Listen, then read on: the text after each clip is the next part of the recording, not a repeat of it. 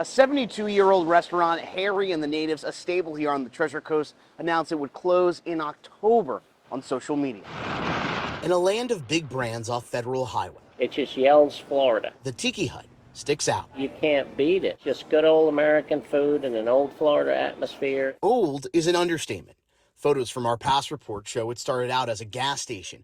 More than 70 years later, it's a restaurant. Harry, thanks so much for hosting us again. Even hosting as a stop on Chief Meteorologist Steve Weagle's annual bike ride to mark the beginning of hurricane season. To Cindy Pauluzik, it's a Hope Sound staple. Yeah, that's the way I like it. Nice and just laid back. It's gotten crazy. I mean, it was just nonstop until I turned my phone off. Owner Harry MacArthur says he's been getting a downpour of messages. Love for Harry and the Natives.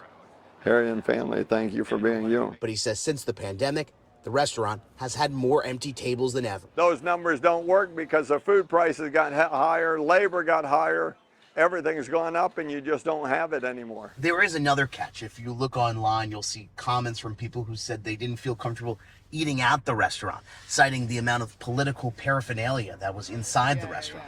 I asked Harry if he thinks this made a difference. Well, it possibly, but you know what? There we go. And now we take everything away in this country. If you know what, if people doesn't have opinion, what kind of man is he? There's enough people here that love his politics and his food and fun. Customers like Cindy Pauluzik hope there's still time for the restaurant to make a comeback. MacArthur says Republican Congressman Brian Mast and conservative commentator Dan Bongino have asked if they could do fundraisers for the restaurant, but he is not convinced those fundraisers would help with the structural problems with his business. In Hope Sound, Ethan Stein, WPTV News.